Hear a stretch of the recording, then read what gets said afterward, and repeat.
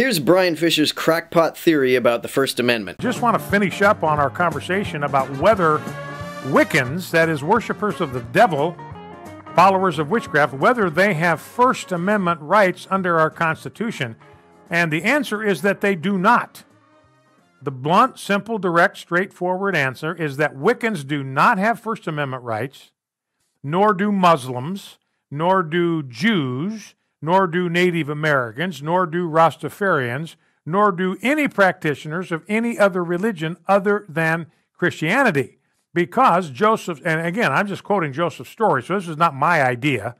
I didn't come up with this idea. This is Joseph's story, the eminent historian of the First Amendment and the Constitution. Look what the Founding Fathers were driving at here in the First Amendment. They weren't even considering Islam. They weren't even considering Judaism.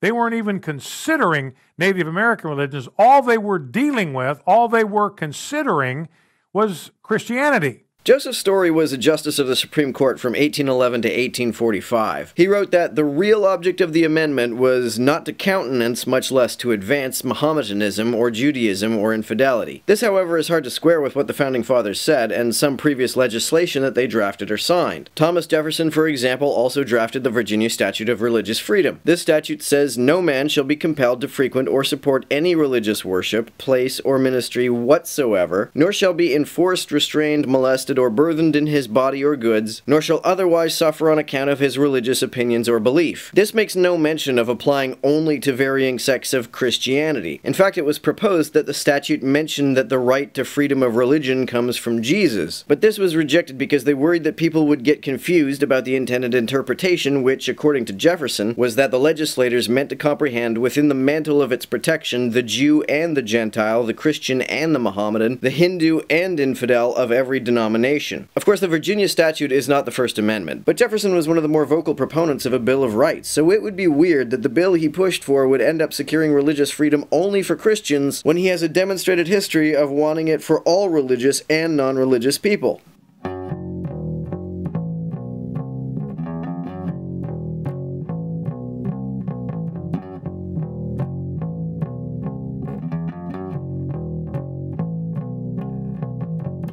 I don't know if you've heard, but I do have a Patreon.